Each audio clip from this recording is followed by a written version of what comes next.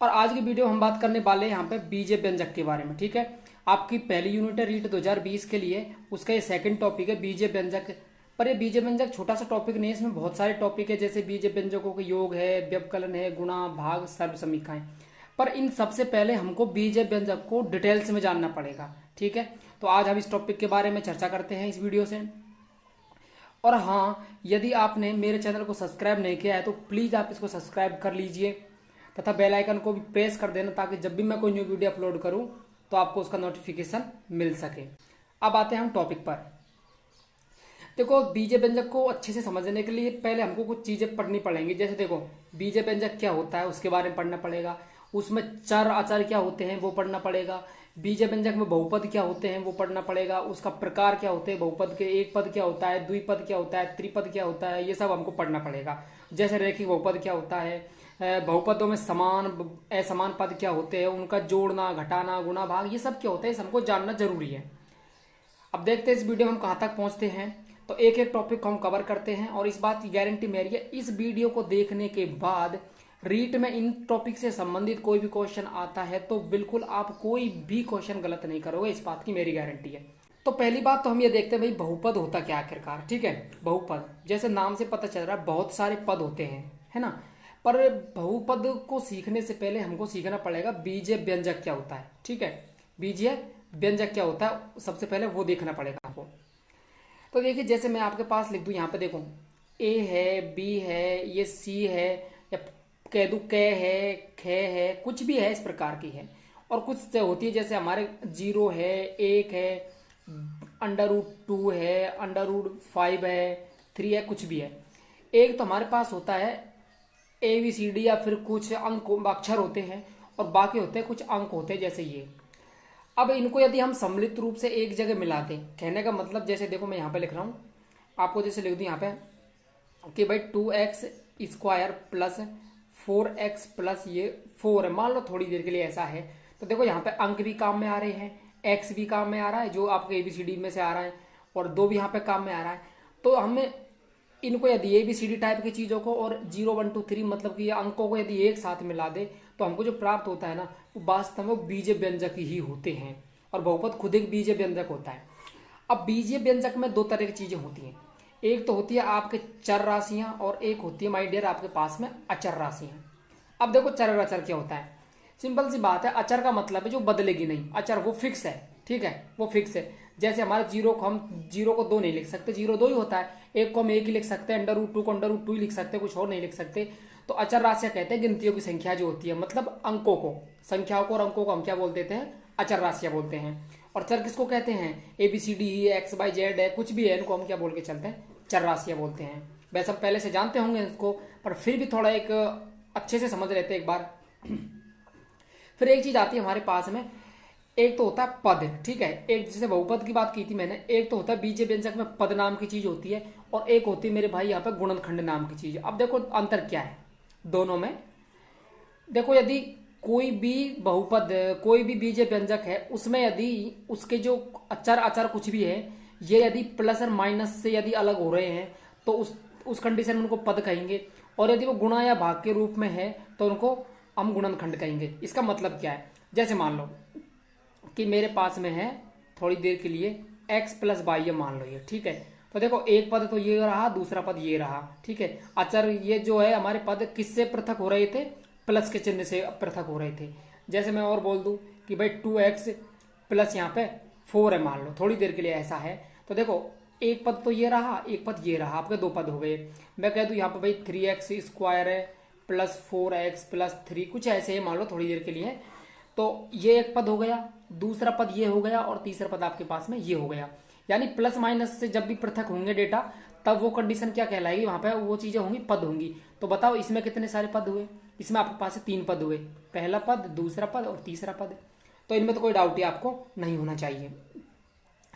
अब बात करते हैं, इस पेज को थोड़ा क्लियर कर लेते हैं हम। ठीक है, अब थोड़ा आगे चले तो ये तो हमारा बहुपद में गुणनखंड हो गया। अब तो गुणनखंड का होता क्या है, गुणनखंड जैसे मान लो कि आपके पास में 2x² है, तो देखो इसको हम पृथक कर रहे हैं, इसके डेटा को दो गुणा एक्स गुणा एक्स पृथक कर दिया, तो गुणे से पृथक हो रहे हैं ना, तो ये गुणनखंड है, ये भी गुणनखंड है, ये भी गुणनखंड है। किसके हैं गुणनखंड? सब के सब इस 2x² के ये गुणनखंड है, यानी गुणा के रूप में इसके हमने क्या कर दिए हैं? खंड कर दिए हैं। और आगे चलते हैं। अब अभी जो पढ़ा था हमने वो सब बीजीय व्यंजक था, यानी कि चर प्लस अचर राशियां हम मिला देते हैं, वो हमारे बीजीय व्यंजक होते हैं। पर बात मैं करूं बहुपद क्या होता है आखिरकार, ठीक है, ये बहुपद क्या होता है? यानी बहुत सारे पद होते हैं, पर पद कैसे? सुनो भाई, जैसे मैं आपके पास में लिख दूं यहाँ पे, ये 2x² है प्लस ये आपका 4x है प्लस ये 4 है बराबर आपका 0 है। सिंपल है, कुछ तो है ये एक आपका ये यहाँ पे बहुपद है, पूरा तो समीकरण है बट यहाँ पे ये बहुपद है 2x² प्लस 4x प्लस 4। अब यहाँ पे 3 पद है आपके पास में, देखो पहला पद ये रहा, दूसरा पद ये रहा और तीसरा पद आपके पास में ये रहा। बहुत सारे पद हो गए यहाँ पे, इसलिए इसको बहुपद बोल रहे हैं। पर सबसे बड़ी खासियत जो होती है ना बहुपद में, वो सबसे ध्यान रखने बात ये होती है कि बहुपद में जो घात होगी ना, वो हमेशा और हमेशा एक पूर्णांक ही होगी। समझ पा रहे हैं? पूर्णांक यानी कि जैसे 2 है, 1 है, 3 है, 4 है, 5 है, ऐसी पूर्णांक ही होगी। ये नहीं है कि √2 आ गई तो √2 का तो वैल्यू क्या होता है 1.43 कुछ आसपास होता है, तो इस प्रकार की घातें नहीं होनी चाहिए। यानी पूर्णांक होगी तो ही वो बहुपद होगा, वरना वो बहुपद नहीं होगा। कहने का मतलब क्या हुआ, जैसे मेरे पास यदि जैसे कोई बीजीय व्यंजक लिखा हुआ है 2x है और उसकी जो पावर है ये है √2 प्लस 4x प्लस 3, ऐसे कुछ मान लिया मैंने, तो ये आपका एक बीजीय व्यंजक तो है भाई, बीजीय व्यंजक तो है क्योंकि चर अचर साथ में है, पर ये बहुपद नहीं है कभी भी। ठीक है, तो इस प्रकार से हम समझ गए होंगे कि बहुपद क्या होता है। मतलब घात हमेशा क्या होनी चाहिए, यहाँ पे पूर्णांक ही होनी चाहिए, अपूर्णांक कभी ना होनी चाहिए। अब पूर्णांक अपूर्णांक आप जानते होंगे भाई, पूर्णांक का मतलब ये है कि जो हमारी जैसे 0 है, 1 2 3 है, -1 2 3 4 वगैरह, ये सब मतलब पूरे जो अंक होते हैं उनको हम पूर्णांक बोलते हैं। तो एक चीज ये हो गई हमारे पास में। अब बात करते हैं बहुपद की घात की। ठीक है, बहुपद की घात की, आखिरकार ये बहुपद की घात होती क्या है? देखो भाई, जैसे मेरे पास में मैं कुछ डेटा लिख रहा हूँ यहाँ पे, जैसे मेरे पास में है 2xy का स्क्वायर, इस प्रकार से है, ये प्लस आगे मैंने लिख दिया, कुछ भी लिख रखा है मैंने, जैसे x बाई है प्लस ये बाई, कुछ भी है, बहुपद है सब के सब। ठीक है, क्योंकि इसकी घात पूर्णांक इसलिए। या फिर मैं लिख दूं x² प्लस ये बाई है, या फिर मैं जैसे लिख दूं 2x/z, इस प्रकार कुछ भी है। अब देखो, किसी भी बहुपद में एक ही अधिकतम घात वाली पद, मतलब जिस बहुपद में जिस पद में घात अधिकतम होती है, ठीक है, उसको हम क्या कहते हैं, उस जो घातों का योग होता है उसी को हम क्या बोलेंगे, बहुपद की घात। इसका मतलब क्या है? मतलब यह है, देखो यहाँ पे देखो थोड़ा, यहाँ पूरी घातों को जोड़िए। बाई की घात यहाँ पे 2 है, एक्स की घात कितनी है 1, तो पूरी घात कितनी हुई यहाँ पे 3 हुई, तो 1 तो 3, ये यहाँ पे एक घात है एक्स की, एक घात बाई की, तो 2 हो रही है यहाँ पे घात 1 ही बाई की। तो सबसे ज्यादा घात कहाँ पे मिली हमको? यहाँ पे मिली। तो घात कितनी मिली? 3। तो 3 घात है, हम इसको कह देते हैं त्रिघात बहुपद। क्या बोलते हैं? त्रिघात बहुपद बोल सकते हैं हम। फिर बात करें यहाँ पे इस वाले में, देखिए आप एक बार, यहाँ पे देखो 2 चर है, यहाँ पे एक चर तो आपके बाई है और एक चर आपके पास है x² है। ठीक है, x है मतलब मेरा, तो x की घात अधिकतम क्या है? 2 है, बाई का अधिकतम 1 है, तो हम तो अधिकतम लेनी है ना, तो ये द्विघात हो गई, 2 घात हो गई, इसकी घात 2 है। इस वाले को देखो, एक घात z की, एक घात बाई की, एक घात x की, टोटल घात कितनी हुई? 3 हुई। तो आप समझ गए होंगे कि आखिरकार बहुपद की जो घात है वो क्या होती है। तो इस प्रकार हमने बहुपद की घात के बारे में हमने पढ़ लिया है। अब आगे चले तो आगे हमको मिलता है, जैसे भाई मान लो एक पदी बहुपद में प्रमुख प्रकार। अब ये क्या है? देखो, जैसे मान लो आपके पास में है 2x या फिर x/z, ठीक है, 3x² 4x/z, कुछ भी लिख दूं मैं, ठीक है, या फिर मैं कह दूं 3 है मेरे पास में, या फिर मेरे पास में 1 है। ये वास्तव में होने को तो सबके सब क्या है, ये सबके सब बहुपद ही है। अब कहेंगे 3 और 1 बहुपद कैसे हुए? अभी बताता हूँ बहुपद कैसे हुए। राजस्थान बोर्ड की अक्षर 9 की किताब में स्पष्ट लिखी हुई है, वो बात बता रहा हूँ मैं आपको अभी थोड़ी देर में। जो आपका 2x है ना, ये इसमें देखो घात कितनी है इसकी, सॉरी मतलब यहाँ पे चर के एक चर, यहाँ पे देखो एक पद है तो एक पद ही हो गया, ये भी एक पद ही है, ये भी एक पद ही बहुपद है। ठीक है, पर बहुपद का मतलब क्या हो गया?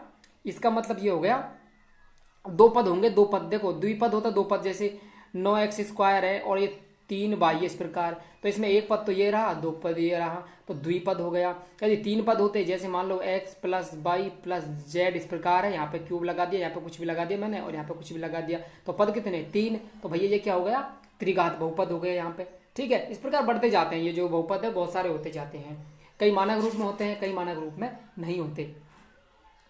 अब बात करते हैं कि भाई जो चर अचर के आधार पर बहुपद किस प्रकार से होंगे। तो देखिए चर अचर के आधार पर, जैसे मान लो मेरे पास में है यहाँ पे x प्लस वाई, ठीक है, एक तो ये रहा, एक मेरे पास में है 2x square plus 4x plus 2, ये है मेरे पास में। एक मेरे पास में है x बाई जेड, इसका मैंने कर दिया जैसे मान लो भाई क्यूब कर दिया, प्लस 3x बाई जेड, कुछ भी है ऐसे दे रखा है। अब देखो ये चर के आधार पे, यानी बेटा एक बात बताओ, एक चर तो मेरे पास x रहा, दूसरा चर क्या रहा मेरे पास में y रहा, तो दो चर का बहुपद हुआ कि नहीं हुआ, इसको कहते हैं द्विचर बहुपद। ठीक है, अब इस वाले को देखो, इसमें पद तो 3 है, एक पद, दो पद, 3 पद, पर तकलीफ यह यहाँ पे चर केवल एक है जिसका मान निकालना है। चर कौन है यहाँ पे, केवल x चर है, एक यहाँ पे भी है, x यहाँ पे भी है, तो ये आपके कौन है, केवल एक चर का बहुपद है, समझे। फिर यहाँ पे देखो एक चर ये रहा, एक चर y रहा, एक चर आपका z रहा, तो ये आपका कौन है, ये आपके है 3 चर का द्विघात द्विपदीय बहुपद। ठीक है, 3 तो इसमें क्या है, चर है, और पद कितने हैं इसमें, 2 है, एक पद ये रहा, एक पद आपका पूरा ये रहा। तो आशा कर रहा हूँ आपको चीजें समझ आ रही होंगी।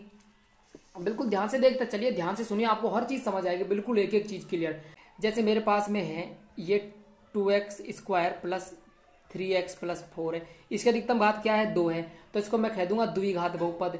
पर आप ये जरूर कहेंगे सर कि 2 पद तक तो ठीक है, बट जब में एक ही पद हो, मतलब कि एक ही घात हो, उसको क्या कहेंगे। देखिए जिस भी बहुपद में घात 1 हो उसको बोलते हैं रैखिक समीकरण। ठीक है, रैखिक बहुपद भी बोलते हैं उसको, क्या बोलते हैं, रैखिक बहुपद। अब कहेंगे रैखिक बहुपद क्यों बोलते हैं, जैसे भाई मान लो मेरे पास जैसे ये x है, ठीक है, इसमें एक ही है ना भाई, एक ही तो घात है, इसमें एक घात, इसको 0 के बराबर माना मैंने, तो x बराबर क्या हुआ 0। तो बता, जब ग्राफ पे हम लाइन बनाते हैं तो x का वैल्यू 0 है, तो लाइन कहाँ जाएगी, 0 पर हो जाएगी ना, 0 पर होके जाएंगी, तो लाइन बन रही है, एक रेखा बन रही है। इसलिए जिस पर भी घात 1 होंगी, जिन भी बहुपदों पर घात 1 होंगी, उनसे हमेशा हमको एक लाइन क्रिएट होती है, एक रेखा मिलती है, इसीलिए इनको हम कहते हैं रैखिक बहुपद। ठीक है, इनको हम लीनियर बहुपद भी कहते हैं, लीनियर पॉलीमल भी कहते हैं, जो भी है कह सकते हैं हम, पॉलिनोमियल्स। ओके, अब हमारे पास में आते हैं, इनसे संबंधित एक डेटा है, समान पद व असमान पद क्या होता है। ठीक है, समान पद व असमान पद क्या होता है। तो देखिए ध्यान से, जैसे मान लो देखो भाई हमारे पास आम है, थोड़ी देर के लिए मान लो मेरे पास आम है, ठीक है, मेरे पास चीकू भी है, थोड़ा अलग टॉपिक को इस टॉपिक को अलग तरीके से समझेंगे। चीकू भी है मेरे पास में मौसमी भी है। अब मुझे जोड़ने हैं, तो एक बात बताओ, मुझे यदि 4 आम जोड़ने हैं, तो भाई मैं 4 आम को 4, ये एक आम इसी में तो जोड़ूंगा, आम जोड़ेंगे तभी तो 5 आम बनेंगे भाई।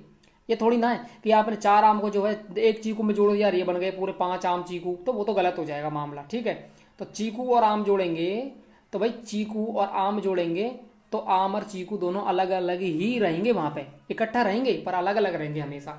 पर यदि मान लो आम है, तो आम जैसे 4 आम और 1 आम कितने हो गए आपके पास, 5 आम हो गए पूरे। चीकू मान लो एक चीकू यहाँ पे है, 2 चीकू और जोड़ दिया, 3 चीकू हो गए। एक मौसमी है, 4 मौसमी और जोड़ दी तो 5 मौसमी हो गई। कहने का मतलब समान समान में ही जुड़ेगा, असमान में कभी भी नहीं जुड़ता या फिर घटता, कुछ भी नहीं होता है समान से।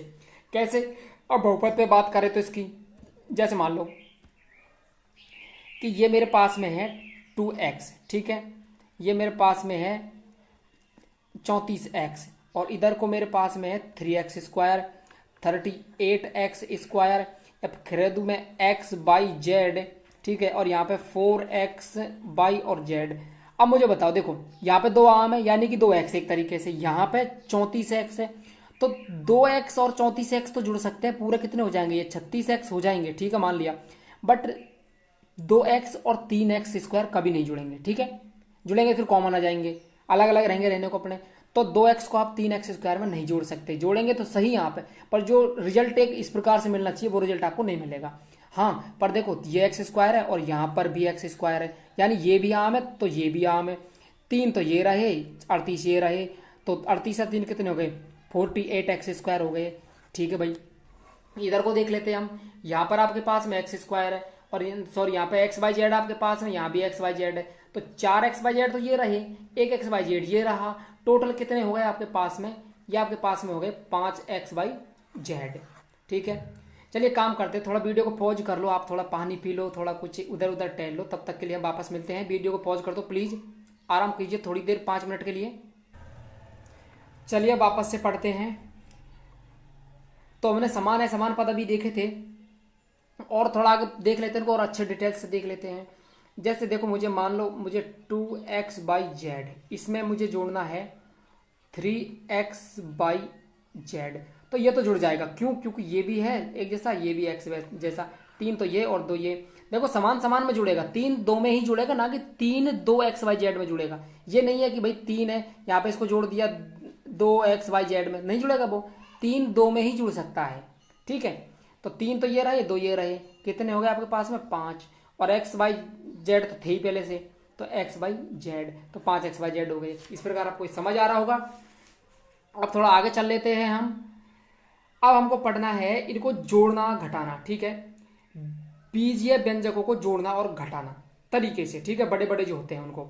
अब जैसे मान लो एग्जाम्पल आपके सामने मैं ले रहा हूं यहाँ पे, मान लो जैसे आपके पास में है भाई 5a square plus 16b square C minus 12c square B. ठीक है, इसमें हमको जोड़ना है कोई, जोड़ना ध्यान रखने इसमें हमको जोड़ना है माइनस का 9a square plus 10bc square plus 3bc। अब देखिए आपको क्या मैं स्क्रीन पर समझा रहा हूँ, इसलिए थोड़ा टाइम लग सकता है। ठीक है, बट आप खुद करोगे तो एक बार प्रैक्टिस के बाद तो बिल्कुल आपको इजी लगेगा, सब फटाफट हो जाएंगे, सेकंडों में आंसर निकलेंगे आपके। तो देखो यहाँ पे देखो ए स्क्वायर है ना, तो आप ए स्क्वायर को ए स्क्वायर में ही जोड़ सकते हैं, यानी ए स्क्वायर है ना, इसको आप ए स्क्वायर में ही जोड़ सकते हैं। ठीक है, यानी कि 5a स्क्वायर है और उधर कौन है, ये प्लस का है, माइनस, तो माइनस हो गया, माइनस रहा, तो ये 9a स्क्वायर, ये तो ठीक है बात, ये जुड़ गया। अब देखिए इसको, यहां पे आपके 16b स्क्वायर सी है, तो 16b स्क्वायर सी आपके b स्क्वायर सी में ही जुड़ेगा। अब b स्क्वायर सी बताओ कहां पे है, b स्क्वायर सी तो हमारे कहीं पे है ही नहीं, इसलिए हम जोड़ेंगे भी नहीं इसको ऐसे। तो हम क्या करेंगे, केवल लिख लेते हैं, देखो 16b स्क्वायर सी, ठीक है, और ये 12c स्क्वायर बी, ठीक है, और ये आपके पास में है 10bc स्क्वायर प्लस 3bc। अब ध्यान दो जरा, 5 ये 9 है, ये तो आपके 5 हुए, ये 9 हुए, 9 में से 5 जा रहे हैं यहाँ पे, तो ये आपको क्या मिल रहा है यहाँ पे, ये आपको मिल रहा है यहाँ पे माइनस के 4a स्क्वायर। इसमें तो कोई तकलीफ नहीं है भाई, ठीक है, नहीं है।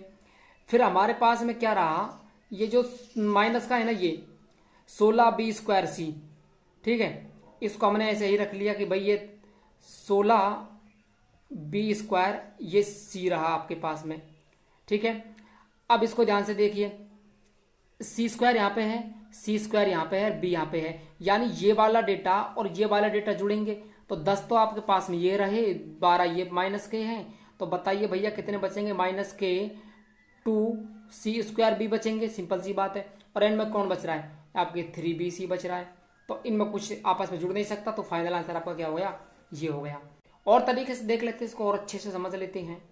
3/2 है, ठीक है, एक्स स्क्वायर है, उसमें आपको जोड़ना है 2x, ठीक है, ये जोड़ना है। तो एक तो ये रहा हमारे पास में, और एक और मैं ले लूँ जैसे कुछ भी, 5/3 एक्स स्क्वायर और माइनस 5x, इसको हमको जोड़ना है, मान लो थोड़ी देर के लिए इसको हमको जोड़ना है। तो देखो एक एक जैसे कैसे हैं, सीधे से टॉप, मतलब ज़्यादा डिटेल से मत जाइए, नॉर्मल हमको सीधे से समझना है चीज़ों को, जटिल तरीका नहीं देखना हमको। एक्स स्क्वायर यहाँ पे है, एक्स स्क्वायर यहाँ पे है, यानी 3/2 एक्स स्क्वायर है और 5/3 एक्स स्क्वायर, इसको जोड़ना है, यानी 3/2 एक्स स्क्वायर है और प्लस आपको 5/3 एक्स स्क्वायर, इसको जोड़ना है।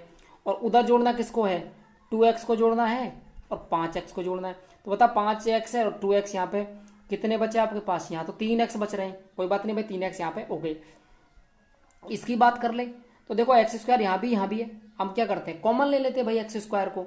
तो ये लो मैंने एक्स स्क्वायर को तो कॉमन कर दिया, बाकी कौन बच रहा है 3/2 और एक्स स्क्वायर कॉमन तो आ चुका है यहाँ से, तो ये 5/3 हो रहा है। ठीक है, तो क्रॉस मल्टीप्लाई करके देख लेते हैं इसका। देखो 3 तिया के 9, तो 9 ये 3 तिया के 9 हो गए और 5 दूनी के 10। ठीक है, और नीचे क्या है 3 दूनी के 6। तो इस प्रकार से ये जुड़ गया। अब ये कैसे मैंने जोड़ा है वैदिक गणित मैंने आपको अच्छे से बताया है, जब 10th क्लास को वीडियो डाली थी मैंने यूट्यूब पर, उनमें बताया हुआ है। अब 10 कितने हो गए आपके पास में, ये पूरा ऊपर का जो है ये वाला, ये हो गया आपके पास 18 और एक्स स्क्वायर बाहर है ये, और नीचे कौन है 6 और माइनस का 3 आपके पास ये था 3x। ठीक है, 6 से कितने बार कटा 6 3 18, तो बताओ कितने बच रहे हैं 3x स्क्वायर माइनस ये बच रहे हैं आपके पास में 3x बच रहे हैं। सिंपल सी बात है। अब चूंकि एक्स स्क्वायर को आप एक्स में जोड़ नहीं सकते, सो नहीं जुड़ेगा, सिंपल है। तो 3x स्क्वायर माइनस 3x आपके पास ये क्या रह जाएंगे, इसके आंसर रह जाएंगे।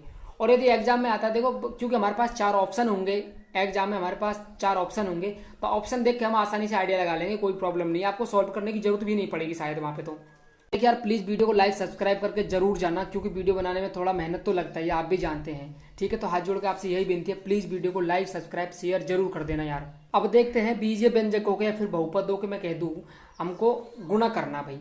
ठीक है, भागर जोड़ तो हमने जोड़ और बाकी अभी देखे हमने थोड़ी देर पहले। अब हम देखते हैं इसके गुणा, देखते हैं गुणनफल। देखिए यदि 2 संख्याएं हैं आपके पास, 2 बीजीय व्यंजक है, 2 संख्याएं हैं, 2x/z कुछ भी है ये, यदि उन दोनों का गुणा हो रहा है और दोनों प्लस की है, तो देखो प्लस की जब तो कोई तकलीफ नहीं, प्लस ही होगा। जैसे आपके पास 4 और 3 है, 4 3 कितने हो रहे हैं आपके पास 12, तो भाई इसमें तो कोई दिक्कत ही नहीं है, 12 ये तो प्लस का, क्यों ये प्लस की ये प्लस की। हाँ यदि गुणा कर रहा हूं और माइनस की है, दोनों को दोनों क्या है माइनस की है, तब भी क्या मिलेगा आपको डेटा यहाँ पे माइनस का ही मिलेगा। ये नहीं कि भाई माइनस का 4 गुना माइनस का 3 कर दिया तो माइनस का 12 नहीं होगा ऐसे। ठीक है, गुणे में बस यही फायदा है, आपको ऐसे याद रखना है। देखो ये तो कंडीशन हम जानते हैं, ये पहले से जानते हैं, माइनस गुना माइनस करेंगे तब भी हमको क्या मिलेगा प्लस ही मिलेगा। पर यदि चिन्ह बदल गए, एक कोई माइनस का है, एक कोई प्लस का है और एक कोई यदि माइनस का है, तो पक्का प्लस और माइनस मिलकर दोनों क्या बना देंगे, क्योंकि दोनों एक जैसे नहीं है। वो तो कहेगा मैं रहूं, वो कहेगा मैं रहूं, तो वो कह देते माइनस भाई तू ही रह ले इस पे। ठीक है, तो ये माइनस का 12 आ जाएगा आपके पास में। या फिर मैं यूं कह दूं भाई माइनस के 4 है मेरे पास है और ये प्लस के जो है 3 है। ठीक है, तो फिर से 4 3 12 तो है ना, पर चिन्ह यहाँ पे किसका माइनस का, यहाँ पे कौन है प्लस का। अब दोनों टिकेंगे नहीं एक बार में, प्लस कह देगा तू भाई तेरी संभाल है, तू खुश रह जा, ये ले माइनस, तू खुश रहे, माइनस का 12 हो गया यहाँ पे। तो यहाँ पे बस इतना सा ध्यान रखना आपको गुणा करने के लिए। अब हम थोड़ा गुणा करके देख लेते हैं किन्हीं बहुपदों को, ठीक है ना। और याद रखिएगा एक जैसी चीजें एक जगह ही आएंगी। जैसे मैं आपको दे दूं ना कि जैसे 4x गुणा x गुणा x, तो मुझे जरा बताओ 4 का मतलब तो 4 ही है, और x कितनी बार गुणा है, 1 बार गुणा, 2 बार गुणा, 3 बार गुणा, तो x की घात कितनी हुई भैया, हुई कि नहीं बताओ, 4x की घात 3 हो गई ना। इसी प्रकार मैं कह देता आपको कि 4x स्क्वायर है, उसको गुणा करना है मुझे 5x/22 से। ठीक है, तो ध्यान से देखो समान समान पे काम करेगा, याद रखना इस बात को। 4 गुणा 5 तो हो जाएंगे, तो ये तो हो गए 20। x स्क्वायर है तो ये x पे ही काम करेगा, y पे काम नहीं करेगा। तो x की घात 3, तो 2 तो यहाँ पे है, 1 यहाँ पे है, तो x की कितनी हो गई है 3 हो गई। और y का तो कोई था ही नहीं, धनी यहाँ पे तो इसका कोई मालिक ही नहीं है y का, बेचारे का, तो y तो बेचारा साथ साथ आएगा। ठीक है, तो 20x³ ये आपका हो गया आंसर। और गुणा करके देख लेते थोड़ा कोष्टक वाइज। जैसे मान लो कि आपके पास में है, जैसे कि ये आपके एक्स स्क्वायर, थोड़ी देर के लिए मान लो, और अंदर मैं लिख दूं कोष्टक में x + y + 2x + ये y, ऐसे लिख दूं, मान लो थोड़ी देर के लिए मान लो ऐसे। अब मैं इस देखो x जो स्क्वायर है, ये x स्क्वायर की बात कर रहा हूं मैं, ये जो आपका x स्क्वायर है ये पूरे से गुणा हो रहा है ना ब्रैकेट से तो गुणा करके हम करेंगे क्या, अंदर की संख्या से गुणा करेंगे भाई, अंदर कुछ भी है उसी से गुणा करेंगे। ब्रैकेट खाली है मान लो कोई, ये ब्रैकेट खाली है और मैं यहाँ लिख दूं भाई x², इसका हम क्या उखाड़ लेंगे गुणा करके, कर लो जो करना है, जो कुछ नहीं हो सकता इसका। पर हाँ ब्रैकेट में कुछ है तो पक्का होगा। तो देखो हम पहले गुणा इसको पहले से करेंगे, फिर इसको बेटा तीसरे से दूसरे से गुणा करेंगे, फिर तीसरे से, फिर चौथे से, इसी प्रकार चलते जाएंगे। तो देखो x तो स्क्वायर यहाँ पे है, यहाँ पे एक x हो रहा है, तो गुणा करने पर x की घात कितने हो गए 3 हो गए। ये प्लस का है और ये देखो ये प्लस का चिन्ह आ गया है, तो प्लस प्लस गुणा होंगे तब क्या होंगे, ये होंगे प्लस के। x² बाहर है और अंदर कौन है y है, तो दोनों एक जगह आ नहीं सकते, तो ऐसे रहेंगे x² y हो जाएंगे। फिर बाहर एक्स स्क्वायर है, अंदर प्लस का चिन्ह, ये लो। फिर अंदर कौन है, 2x है। तो देखो दो तो हमारा है ही है, क्योंकि दो का तो वो एक्स स्क्वायर कुछ कर नहीं सकता। बट हाँ x है ना, इसको हम उस घात के रूप में यहाँ भी जोड़ देंगे, तो ये क्या हो जाएगा हमारे पास में, x की घात 3 हो जाएगा, और एक्स स्क्वायर ये क्या हो जाएगा एंड में, एक्स स्क्वायर बाई आपके पास में। ये इस प्रकार आपका डेटा जुड़ गया, सिंपल। अब और देखो, और आगे सॉल्व करें तो 2x क्यूब तो यहाँ पे है, 2x घात 3 और 1x घात 3 यहाँ पे है। तो बताओ ये पूरी मिला के 3x की घात 3 हो गई, और वो क्या हो गई, एक्स स्क्वायर बाई, और यहाँ पे एक एक्स स्क्वायर बाई ये रहा, दूसरा एक्स स्क्वायर बाई आपके पास में ये रहा। तो इस प्रकार ये हो गए 2x स्क्वायर बाई। तो ये डेटा आपको इस प्रकार से आ गया। तो आशा करता हूँ आपको ये गुणा का जो तरीका है वो भी आपको समझ आ गया होगा। पर हाँ, जैसे मान लो कि हमारे पास में अलग अलग अंक, जैसे 2x गुणा माइनस का 3x स्क्वायर गुणा ये माइनस का 4x, ठीक है, इस प्रकार से है। तो देखो ये माइनस से ये माइनस गुणा हुआ तो प्लस का हो गया, और ये माइनस और गुणा हो गया तो फिर माइनस का हो गया डेटा। भाई ये तो प्लस थे, ये माइनस था, तो पूरा जो सिस्टम आएगा वो क्या आएगा, माइनस में आएगा। दो ये थे, दो तीन के 6, 6 चौके 24 तुम्हारे ये हो गए, एक एक्स ये रहा, 2x ये रहे, 3x हो गए, और ये कितने हो गए 4। तो x की घात कितने हो गए 24, x की घात 4। ये माइनस का डेटा पूरा आ गया, या फिर मैं यूँ कह दूँ इसको माइनस का 24x4 आ गया। तो आशा करता हूँ आपको चीज़ समझ आ रही होंगी ना। अब हम भाग के बारे में देख लेते हैं कि भाई हमने जोड़ सीख लिया, बाकी सीख ली बहुपदों की, व्यंजकों की, अब गुणा भी सीख लिया, और अब हम सीख रहे हैं भाग के बारे में। तो भाग के गुणा के नियम एक ही जैसे लगभग है ना, कोई ज़्यादा खास अंतर नहीं है। चिन्ह तो वैसे ही रहेंगे जैसे गुणा में थे, भाग के बिल्कुल सेम। फर्क इतना सा यहाँ पे भाग दे रहे थे, वहाँ पे गुणा कर रहे थे। अब जैसे देखो 9x क्यूब बाई, इसमें भाग देना है इस वाले व्यंजक का, यानी कि आपका ये 9x क्यूब है और बाई है, इसमें आपको भाग देना यहाँ पे 3x स्क्वायर बाई स्क्वायर का। तो देखो मैंने कहा था समान से समान काम करेगा। 3 का भाग आप एक्स क्यूब में बाई में नहीं दे सकते, पर 9 में दे सकते हैं। 3 से 9 कितनी बार कट गया, 3 बार। ऐसे सीखो डायरेक्टली, 3 बार तो ये कैंसिल हो गया। एक्स स्क्वायर यहाँ पे है, ऊपर एक्स की 3 है तो एक्स वहाँ पे बच गया, ऊपर 1 है नीचे 2 है तो यहाँ नीचे एक बाई बच गया। तो ऊपर तो आपके पास में बचा 3x और नीचे बचा आपके पास में बाई, ठीक है। और यदि मैं बाई को ऊपर ले जाना चाहूँ तो 3x है, तो बाई की घात ऊपर जाके क्या हो जाएगी, 1 हो जाएगी माइनस का, ठीक है। अगले वाले को देखिए, इस वाले में मैं भाग देना चाह रहा हूँ, इस वाले में इस वाले का। तो सिंपल सी बात है, गुणनखंड के रूप में है, भाग देंगे, इससे ये कैंसिल हो जाएगा, क्या बचेगा आपके पास में x+4 आपका क्या हो जाएगा, आंसर हो जाएगा। तो ये तो रही एक बेसिक सा भाग, मतलब बिल्कुल इजीली भाग। बट थोड़े जटिल हुए तो क्या करेंगे हम। अब इस एग्जाम्पल को देखिए, मैंने सीधा कंपटीशन किताब से लिया है। तो इस पूरे वाले में आपको भाग देना है 5pq का। अब ये तो हमको पता ब्रैकेट लग रहा है, इसका मतलब सारा खेल होगा पूरे ही इस पे, पूरे ब्रैकेट के ऊपर होगा। यानी कि मैं भाग दूंगा इस पूरे में, देखो मैं इसकी बात कर रहा हूं, इस पूरे में भाग दूंगा मैं किसका, 5pq का पूरे में भाग दूंगा, ठीक है।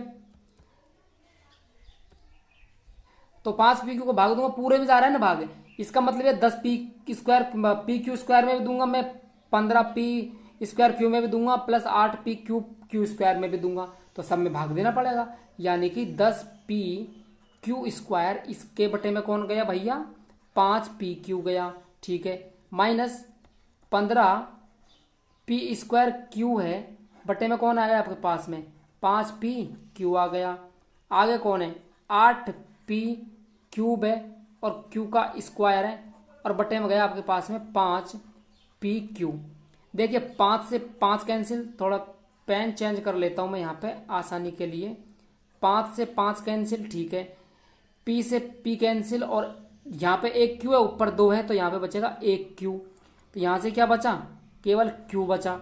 आगे देखो, इस 5 से ये कितनी बार कैंसिल, और ये यहाँ पे 2 बार कैंसिल हुआ था, ये तो आपके 2q बच गया। 5 से 15 कितनी बार कैंसिल, 5 दिए 15, ठीक है।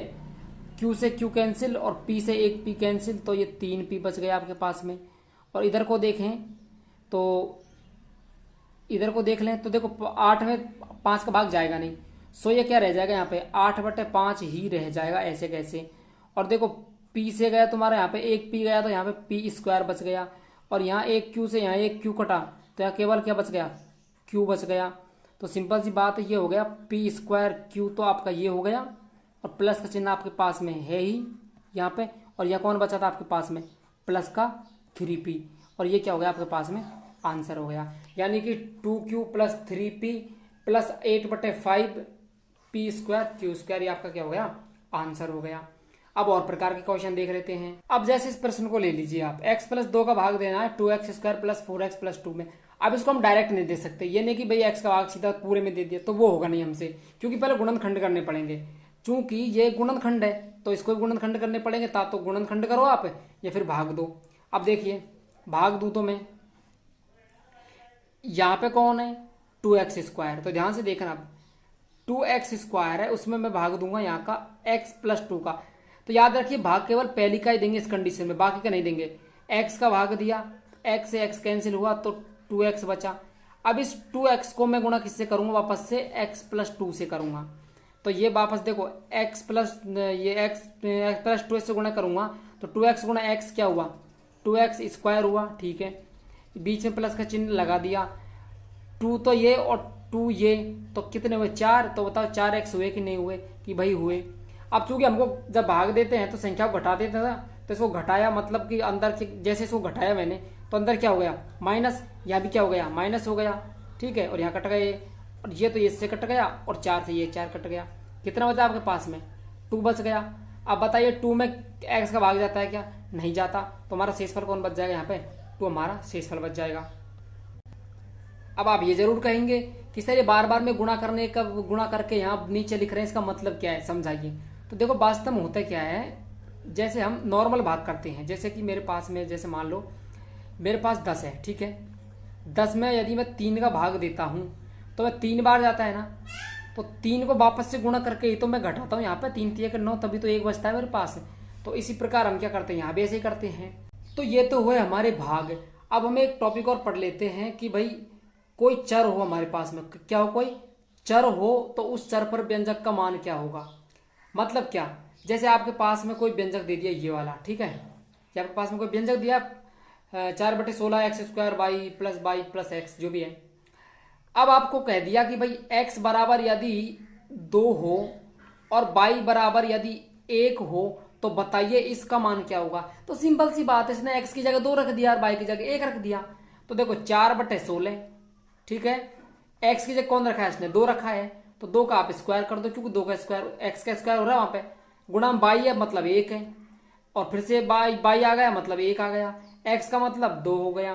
तो भैया बताओ मुझे 2 दूनी के कितने हुए 4 हुए ना, ये तो 4 एकम ये पूरा 4 हुआ, और 4 गुणा 4 के तो 16 हुए, ऊपर भी 16 नीचे भी 16, ठीक है। 2 रे कितने हो गए 3 हो गए, 16 से 16 कैंसिल, कितना बचा 1, और 1 प्लस 3 कितना रहता है आपके पास में 4। बस इतनी सी बात है। कोई भी हो दुनिया का सारा सब ऐसे ही होते हैं, कोई अलग से नियम नहीं आते भैया। गणित में जो चीजें हैं वो है फिक्स है, वो फिक्स है। 2 और 2 4 ही होते हैं, 2 और 2 5 आप नहीं कर सकते।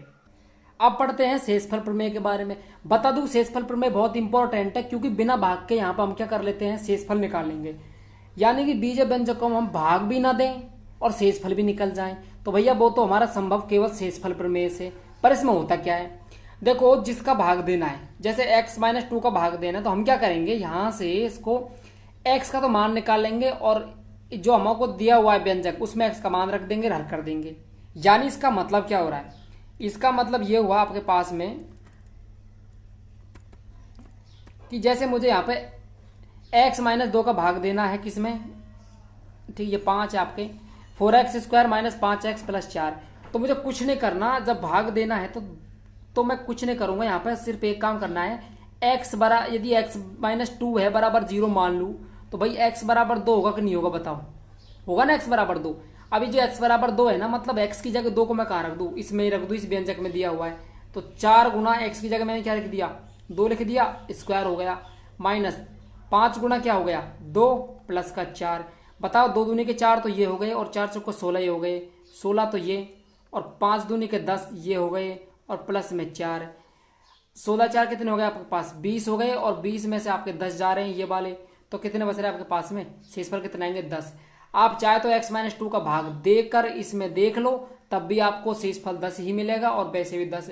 तो बताइए ये आसान, ये तरीका तो बहुत आसान है, तो हम फिर काय को भाग लगाने में पूरी बुद्धि लगा दें। भाई हमको पीएचडी थोड़ी ना करनी है वहां पे चल के, हमको तो सिलेक्शन लेना है ना, इसलिए शॉर्ट एंड स्वीट पढ़ना है, फालतू की चीजें नहीं पढ़नी, सिंपल सी बात है। कोई पीएचडी नहीं करनी हमको रीट में, हमको तो सिलेक्शन लेना, सिंपल है। भाई बहुपद पे तो मोटी मोटी किताबें लिखी जा चुकी है, कोई बहुपद कोई छोटी मोटी चीज थोड़ी ना है, हमको जो हमारे सिलेबस में है वो ही पढ़ना है। और हाँ एक चीज याद दिला दूं, देखो विज्ञप्ति पहले की आई थी 2011-12 की भी, उसमें भी स्पष्ट लिखा हुआ है यदि पेपर दूसरा होता है तो भी और ना होता है तो भी, यानी कि वो कक्षा 10 तक, कक्षा 10 तक जो राजस्थान बोर्ड है कक्षा 10 तक के टॉपिक ही कवर करेगा, मतलब उतने ही टॉपिक कवर करेगा, आगे जाने की जरूरत नहीं है। कक्षा 10 तक के टॉपिक को अच्छे से क्लियर कर लीजिए, आपका 20 नंबर का जो कंटेंट होता है ना, 20 का एक भी बाहर नहीं जाएगा, एक भी नंबर का बाहर नहीं जाने वाला। कक्षा 10 तक आप क्लियर कर लीजिए जो भी टॉपिक आपके सिलेबस में है, एक भी क्वेश्चन बाहर नहीं जाएगा, ठीक है। अब तक सबके सब क्वेश्चन यहीं से पूछे गए कक्षा 10 तक से ही, बाकी 10 क्वेश्चन जो आपके टीचिंग मेथड्स के होते हैं, पेडागोगी के होते हैं, कुछ साइकोलॉजी टाइप के भी मिक्स होते हैं, तो वो भी हम करेंगे, उनकी टेंशन मुझ पे छोड़ दो आप। यानी कि मेरी गारंटी आपको 30 की 30 दिलाने की, बट आप बस थोड़ा साथ दे दीजिएगा। मैं विभिन्न प्रकार के, जहां से भी मुझे विभिन्न प्रकार के रिसोर्सेज मिलेंगे वहां से आपको मैं डेटा प्रोवाइड कराऊंगा। अब हम पढ़ते हैं यहाँ पे सर्व समीका और समीकरण। देखिए दोनों में अंतर होता है, कई बार क्वेश्चन आया है सर्व समीका में और समीकरण में अंतर होता है, तो ध्यान दो। सर्व समीका, ठीक है, समीका मतलब जो इक्वेशन, जो एक तरीके से एक सिस्टम होगा चार अक्षरों का मिक्स रूप में, वो सिस्टम यदि सभी जगह लागू होता है तो वो तो होती है आपकी सर्व समीका, ठीक है। ये हमेशा हर जगह वैलिड होगा, कैसी भी गणितीय संक्रिया हो, कैसी भी संख्या रख लो आप, कुछ भी रख लो, इन्हें भी का मान, कुछ भी मान रख लो यहाँ पे सर्व समीका में, जो भी चर राशियां है ना उनका कुछ भी मान रख के देख लो आप, वैल्यू हमेशा सत्य ही होगी। पर समीकरण में कभी कभी क्या होता है, कुछ मान ऐसे आ जाते हैं जिनके लिए वो समीकरण सत्य नहीं होता। जैसे आपके पास में द्विघात समीकरण है 2x² bx + 8, यानी कि इस x के केवल 2 मान ही होंगे जिनसे हम 0 ला सकते हैं, बाकी मान से 0 हमारा कभी भी नहीं आएगा। यानी कि समीकरण में होता यह है कि समीकरण सभी मानों के लिए सत्य नहीं होते, जितने मान उसके फिक्स होते हैं उतने ही मानों के लिए वो सत्य होते हैं, बाकी सबके लिए वो असत्य होते हैं। जैसे कि मान लो भाई 4x² प्लस, जैसे मान लो ये आपके पास 12x है और यहाँ पे आपके पास में ये आपके पास यहाँ पे 7 है और यहाँ पे आपके पास में 3 है, तो देखो x के पावर 2 है, यानी द्विघात समीकरण है, इसके केवल 2 ही मान होंगे जिनसे हम इस समीकरण को सॉल्व करें और हमको क्या मिल जाए, 0 मिल जाए। केवल 2 ही मान आएंगे, बाकी नहीं आएंगे।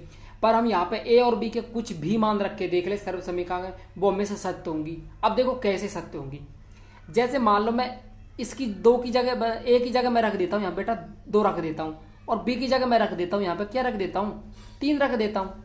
तो देखिए स्क्वायर करके देखते हैं, 3 और 2 कितने हैं, 5, और 5 का स्क्वायर कितना होता है आपके पास में, 25 होता है। अब यदि इसको भी 25 आया तो भैया जब तो सही है वरना गलत है। देखो a का स्क्वायर करना है, a का स्क्वायर यानी 2 का स्क्वायर कर दिया, फिर ए बी को गुणा करके दुगुना करना है। a कौन था, 3, b कौन था, 2, ए बी को गुणा किया, 3 दूनी के 6 और 6 दूनी के कितने हो गए, 12, और b का स्क्वायर यहाँ पे कर देना है, b मतलब 3 का स्क्वायर, तो 3 3 9, 12 9 कितने हुए, 21 हो गए, और 2 का स्क्वायर किया जब क्या हुआ 4, तो बताइए 25 से 4 क्या हो रहा है आपके पास यहाँ पे 25। मेरा कहने का मतलब ये है सर्व समीका वो सिस्टम होता है एक, जिसमें आप कुछ भी मान रखो उसको सॉल्व करो, उसके मान के लिए वो चीज हमेशा ही सत्य होंगी। यानी सर्व समीका हमेशा किसी मान के लिए सत्य होती है, बट समीकरण हमेशा किसी मान के लिए सत्य नहीं होते। तो ये प्रमुख अंतर है आपके सर्व समीका में और समीकरण में। और हाँ दूसरी बात, कुछ सर्व समीकाएं हम डायरेक्टली याद रख सकते हैं, जैसे कुछ कॉमन सर्व समीका जो अधिकतर काम में आती है, वैसे सर्व समीका अपने अपने हिसाब से बनाई भी जा सकती है। जैसे मान लो इस सर्व समीका की बात कर लूँ मैं इसकी, तो देखो x² है, ठीक है। अब यहाँ पे देखो बीच वाले पद में x कॉमन है, तो ये लो मैंने x कॉमन ले लिया, अब बचा कौन यहाँ पे a, तो a ले लिया, प्लस b बचा, b भी ले लिया, और यहाँ पे क्या है ab। तो अपने हिसाब से सर्व समीका को बनाया भी जा सकता है। वास्तव में कुछ रिजल्ट ही होते हैं, डायरेक्ट शॉर्ट में होते हैं सर्व समीका, कुछ रिजल्ट होते हैं। अब सर्व समीका से संबंधित 1-2 क्वेश्चन देख लेते हैं हम। जैसे मान लो आपके पास में ये है, ठीक है ना, कोई दिक्कत तो नहीं है। अच्छा तो देखो इसको मैं मान लूँ, यदि a मान लूँ थोड़ी देर के लिए, और इसको यदि मैं b मान लूँ, तो ये इस प्रकार से बनेगा। और इसका मतलब क्या होता था, a² plus 2ab plus b² होता था ना, बिल्कुल ठीक है। तो मैं a की जगह क्या लिख दूंगा, यहाँ पे 2x लिख दूंगा, और उस 2x का क्या कर दिया मैंने, स्क्वायर कर दिया। और 2 तो हमारे पास था, a की जगह कौन होगा 2x आया, और b की जगह कौन है मेरे पास में 3/a और बाई की जगह तो 3/, खुद है ही है, ये लो भाई इसका स्क्वायर कर दिया। अब सॉल्व करें तो 2x का क्या होता है, 2 बार गुणा करना है तो 4x² हो गए, ये लो भाई 4x² हो गए, ये 2 दूने के 4, 4 3 कितने हो गए 12x² हो गए, और इसको देखें तो ये हो गया आपका 9/² हो गया, ये आपका हो गया आंसर। अभी आपको टाइम लग रहा होगा, बट बाद में जब आप खुद करेंगे एक बार समझ आ जाएगी, प्रैक्टिस करेंगे अपना आप, आपकी स्पीड बूस्ट हो जाएगी। ठीक है, तो ये क्वेश्चन हो गया। और एक दो क्वेश्चन देख लेते हैं। जैसे मान लो, जैसे हमको इसको गुणा करना है 291 गुणा 301। वैसे तो वैदिक मैथमेटिक्स में मैंने आपको पढ़ाया था, जब कक्षा 9 की कक्षा 10 की वीडियो अपलोड की थी तब पढ़ाया था मैंने वैदिक मैथमेटिक्स में इसको, उसी टाइप का है। अब देखो मैं इसको सर्व समीकरण के रूप में कैसे बदल देता हूं। इस 291, ये दोनों देखो 309 और 291, 300 के पास है कि नहीं है, ठीक है ना, तो एक तो है इसमें 300 माइनस का 9, भाई 91 क्या लिख सकता हूं मैं, 300 माइनस 9 लिख सकता हूं, गुणा मैं कर रहा हूं 300 प्लस का 9, यानी एक बार माइनस एक बार प्लस, ठीक है ना। तो इस प्रकार की सरसमी हमारे पास कौन होती थी, इसको यदि मैं a मानूं और इसको यदि b मानूं तो a माइनस बी गुणा a प्लस बी है कि नहीं बताओ, ठीक है भाई है। अब यदि ये है तो एक चीज भी क्लियर हमारी कि ये हमारे सर्वसमीका होती थी a² माइनस का b²। तो एक और आपके पास में 300 का स्क्वायर करते तब बताइए आप क्या आता है, मानसिक रूप से कीजिए मेंटली, तो 300 का स्क्वायर आता है आपके, देखो 3 का 9 और डबल 0 थी वो 4 0 बदल जाएंगी, और b का b मतलब कौन है आपके पास यहाँ पे 9 है, 9 के क्या होता है 81 होता है। अब बताइए आपके पास कितना बचा, आपके पास बचा ये 8 बचा, फिर ये 9 है 990, ये 9 और फिर 10 8 1, ये आपके 1 और ये आपके 9, तो आपके पास में बचे 89919, ये हो गया आपके पास में आंसर इसका। इस प्रकार आज के वीडियो में हमने सारा टॉपिक जो सेकंड टॉपिक था पूरा कवर कर लिया है। देखो बीज व्यंजक हमने कवर कर लिए, इसके प्रकार भी पढ़ लिए, सब कुछ हमने पढ़ लिया इसमें। यानी हमारा ये टॉपिक था बीज व्यंजक पढ़ चुके, बीज व्यंजकों का योग पढ़ चुके, उसके प्रकार पढ़ चुके, उनका जोड़ बाकी गुणा भाग सर्वसमीका समीकरण प्रमेय वगैरह सब कुछ हम इसमें पढ़ चुके हैं। कोई भी टॉपिक ऐसा बचा नहीं है कि इससे आ जाए और वो आप कर ना पाओ, हर कोई टॉपिक मैंने करवा दिया है। और अगली वीडियो जब मैं पढ़ाऊंगा तो उसमें इस टॉपिक से संबंधित यानी इस टॉपिक के जितने भी क्वेश्चन पिछले सालों में आए हुए हैं उन सब क्वेश्चंस को हम सॉल्व करेंगे। मिलेंगे अगली वीडियो में अगले टॉपिक के साथ, तब तक के लिए टेक केयर, जय हिंद, वंदे मातरम।